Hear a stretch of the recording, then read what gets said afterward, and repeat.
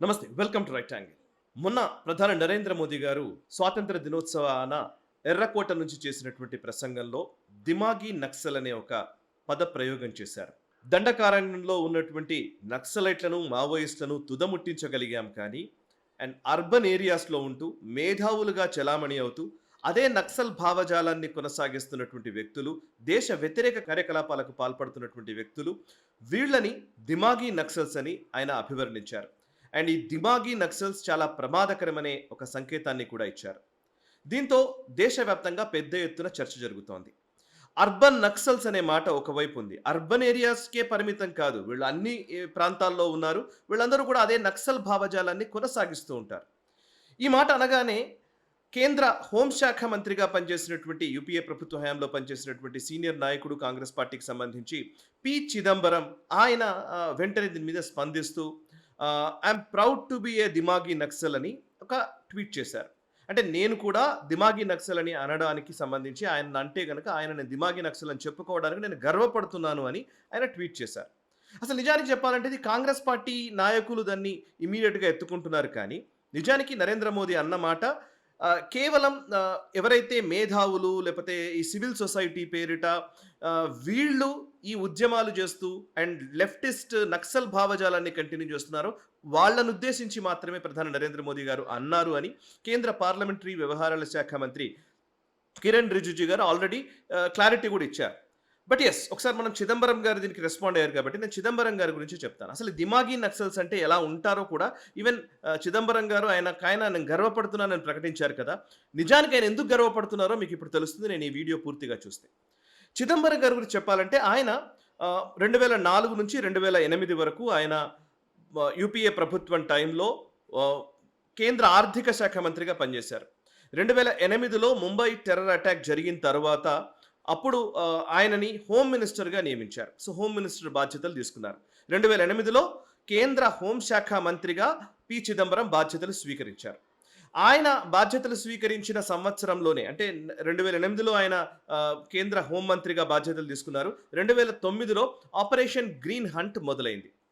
Operation Green hunt అంటే అర్థం ఏంటి అని అంటే కనుక దండకారణ్యంలో ఉన్నటువంటి మావోయిస్టులను ఎలిమినేట్ చేయడానికి కూంబింగ్ ఆపరేషన్స్ లేదంటే గ్రేహౌండ్స్ ద్వారా కావచ్చు, సిఆర్పిఎఫ్ బలగాల ద్వారా కావచ్చు, పూర్తిగా నక్సల్ ఏరివేత ఆపరేషన్ ఇది ఆపరేషన్ గ్రీన్ హంట్.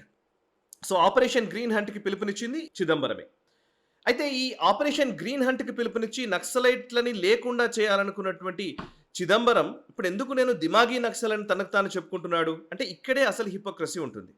సో ఆయన ఆ రోజు చేయడానికి కారణం ఏంటి అని అంటే కనుక అప్పుడు నేను వేరే ఛానల్స్లో పనిచేసిన క్రమంలో అప్పుడు మల్లోజుల కిషన్ జీ లేకపోతే అప్పుడు కేంద్ర కమిటీ సభ్యులు మావోయిస్ట్ పార్టీకి సంబంధించినటువంటి కేంద్ర కమిటీ సభ్యులు వీళ్ళందరూ కూడా అప్పట్లో చిదంబరం టార్గెట్గా అనేక వ్యాఖ్యలు చేసేవాళ్ళు, టీవీ ఛానళ్ళలో ఇంటర్వ్యూలు ఇచ్చేవాళ్ళు, పత్రికాధి నేతలకి వాళ్ళు లెటర్స్ కూడా రాసేవాళ్ళు. అలాగే వాళ్ళు రాసినటువంటి లెటర్స్లో కూడా వాళ్ళు ఏం పొందుపరిచేవాళ్ళు అని అంటే కనుక దండకారణ్యంలో ఐరన్ ఓర్ అనేక ఖనిజాలు ఉన్నాయి. ఆ ఐరన్ ఓర్ని తీయడం కోసం వేదాంత అనే కంపెనీకి కాంట్రాక్ట్ ఇచ్చారు. సో వేదాంత అనే కంపెనీకి గతంలో ఎగ్జిక్యూటివ్ డైరెక్టర్గా పనిచేసినటువంటి వ్యక్తి పి. చిదంబరం. సో ఆయన గతంలో వేదాంత కోసం పనిచేశారు. ఇప్పుడు వేదాంత ఐరన్ ఓర్ నిక్షేపాల్ని తీసుకోవాలనుకుంటోంది. అందుకోసమే మా మీద అదే చిదంబరం హోమ్ మినిస్టర్ అయిన తర్వాత మా మీద దాడి మొదలుపెట్టారు ఆపరేషన్ గ్రీన్ హంట్ ద్వారా అని అప్పుడు మావోయిస్టులే స్వయంగా వార్తాపత్రికలకు లేఖ రాసిన సందర్భాలు ఉన్నాయి. ఆ టైంలో మేము రిపోర్ట్ కూడా చేశాం వీటికి సంబంధించి. సో అంటే అర్థం ఏంటి, చిదంబరం నిజంగానే మరి వేదాంత కంపెనీకైనా ఎగ్జిక్యూటివ్ డైరెక్టర్గా పనిచేశారంటే ఖచ్చితంగా చేశారు. 2003లో ఇదే పి. చిదంబరం ఆయన అడ్వకేట్ కదా, ఆయన బాంబే హైకోర్టులో వేదాంత తరపున వాదించారు కూడా ఏదో వేరే కేసులో. అంతేకాదు వేదాంత స్టెరిలైట్ ఫ్యాక్టరీ తూత్తుకుడిలో ఉంది. మనకు తెలుసు తూత్తుకుడిలో ఉన్నటువంటి స్టెరిలైట్ ఫ్యాక్టరీ అది మూతపడిన విధానం గురించి నేను అనేక సార్లు చెప్పాను. సో 2016-17 తర్వాత అంటే 2014లో నరేంద్ర మోదీ ప్రభుత్వం వచ్చాక యూపీఏ ప్రభుత్వం గద్దె దిగిన తర్వాత అక్కడ తూత్తుకుడి ట్యూటికోరిన్లో, తమిళనాడులోని ట్యూటికోరిన్లో విపరీతమైన ఉద్యమం జరిగింది. కాపర్ ఫ్యాక్టరీ నిర్వహిస్తున్నటువంటి వేదాంతకి వ్యతిరేకంగా అక్కడ చర్చ్ సారథ్యంలో ఒక పెద్ద ఉద్యమం చేశారు. పర్యావరణానికి హాని కలుగుతోంది, పర్యావరణానికి ఇబ్బంది పెడుతున్నారు, సో దీనివల్ల అనేక మందికి ఇక్కడ వ్యాధులు వస్తున్నాయి అనే ఒక ప్రచారం చేసి ఆ ప్రచారానికి అనుగుణంగా అక్కడ ఒక పెద్ద ఉద్యమాన్ని బిల్డ్ చేశారు. ఆ బిల్డ్ చేసిన నేపథ్యంలో అక్కడ ఫైరింగ్ జరిగింది. అండ్ తమిళనాడు పోలీసులు ఫైరింగ్ చేశారు. దీంతోటి ఒక పెద్ద ఉద్యమంగా మారిన తర్వాత మొత్తానికి ఆ స్టెర్లైట్ ఫ్యాక్టరీని మూసేశారు. సో 2003లో వేదాంత కంపెనీకి ఎగ్జిక్యూటివ్ డైరెక్టర్‌గా పనిచేసినటువంటి పి. చిదంబరం గారు, ఆ తర్వాత కాలం 2004లో యూపీఏ ప్రభుత్వం రాగానే ఆర్థిక శాఖ మంత్రి అయ్యారు. ఆ తర్వాత 2008లో హోమ్ మినిస్టర్ అయ్యారు. హోమ్ మినిస్టర్ అయిన తర్వాత 2009లో ఆపరేషన్ గ్రీన్ హంట్ నిర్వహించారు. అండ్ మావోయిస్టులను ఎలిమినేట్ చేసే ప్రాసెస్ మొదలుపెట్టారు. అండ్ ఇటువైపు జరుగుతూనే ఇంకోవైపు ఎన్‌జీఓల పని కూడా యూపీఏ హయాంలో జరుగుతది. సో అండ్ లాస్ట్‌కి 2014లో యూపీఏ ప్రభుత్వం పోగానే 2016కి వచ్చేసరికి ఇదే పి. చిదంబరం వేదాంతాన్ని డిజోన్ చేసుకున్నాడు. సో వేదాంతాన్ని డిజోన్ చేసుకోగానే అక్కడ ఓ ఉద్యమం పుట్టుకొచ్చింది. ఆ ఉద్యమం ద్వారా మళ్ళీ ఆ స్టెర్లైట్ ఫ్యాక్టరీని మూసేశారు. సో ఇప్పుడు నిజంగా ఆ కాపర్ ఫ్యాక్టరీ ఉండి ఉంటే 2016లో, 17లో మూతపడ్డటువంటి ఆ కాపర్ ఫ్యాక్టరీ ఉండి ఉంటే, స్టెర్లైట్ ఫ్యాక్టరీ ఉండి ఉంటే, ఇవాళ మనము కాపర్ ఇంపోర్ట్ చేసుకునే, దిగుమతి చేసుకునే పరిస్థితిలో ఉండేవాళ్ళం కాదు. ఇవాళ మనం ఎక్స్‌పోర్ట్స్ చేసే స్థాయిలో ఉండేది. గతంలో కూడా మనం కాపర్‌ని ఎక్స్‌పోర్ట్ చేశాం. కానీ తర్వాత కాలంలో కాపర్‌ని ఇంపోర్ట్ చేసుకోవాల్సిన పరిస్థితి ఏర్పడింది.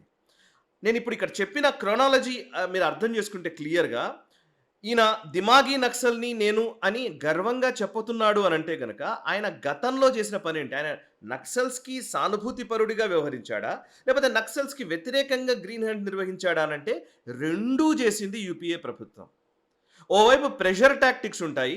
ఇంకోవైపేమో మళ్ళీ మద్దతు కూడగట్టే ప్రయత్నం. ఈ సివిల్ సొసైటీ ద్వారా పర్యావరణవేత్తలు లేకపోతే ఎన్‌జీఓలు వీళ్ళని తమ వైపు తిప్పుకునే ప్రయత్నం చేస్తుంది.